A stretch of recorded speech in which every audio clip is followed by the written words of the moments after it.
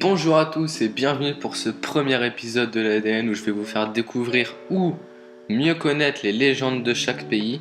Donc aujourd'hui, direction le Brésil.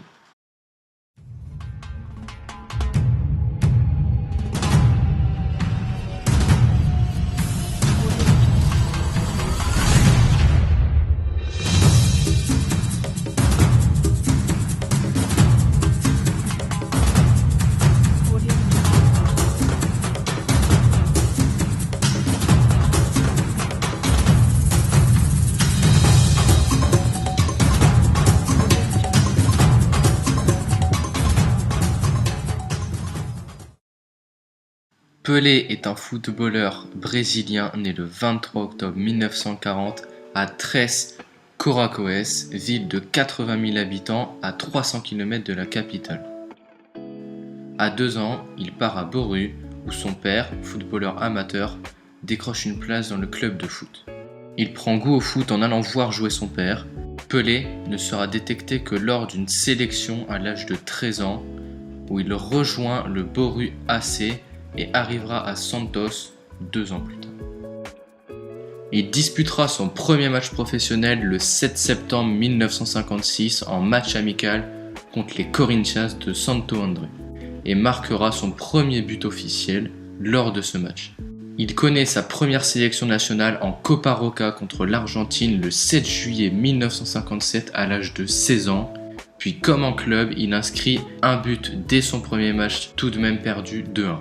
3 jours plus tard, il est titularisé face à l'Argentine et gagnera cette fois-ci le match 2-0 en marquant à nouveau.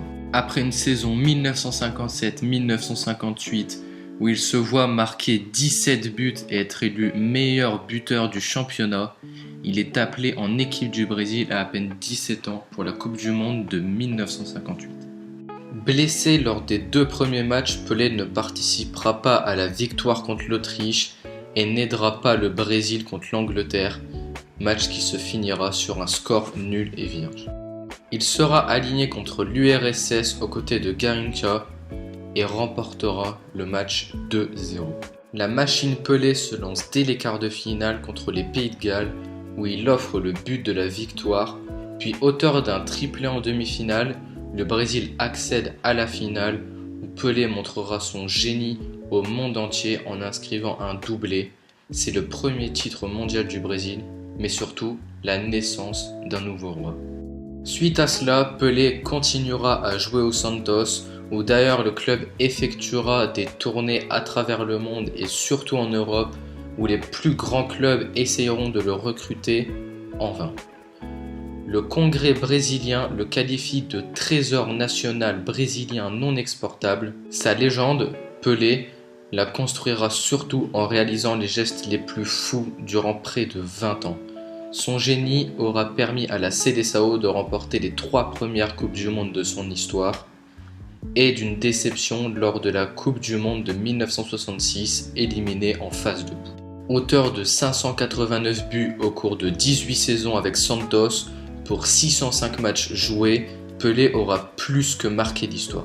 Il annoncera sa retraite internationale lors du mondial de 1970 et mettra un terme à sa carrière en fin 1974.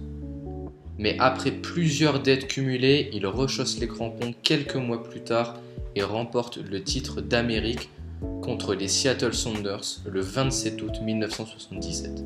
2 semaines plus tard, le roi Pelé mettra un terme à sa carrière lors d'un match d'adieu entre les Cosmos de New York et le Santos FC.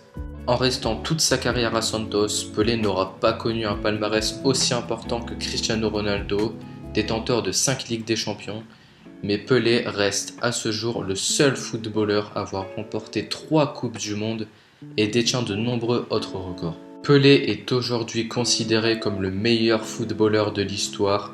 Le roi Pelé restera roi de ce sport à tout jamais. Voilà, merci à tous d'avoir suivi ce premier épisode de l'ADN.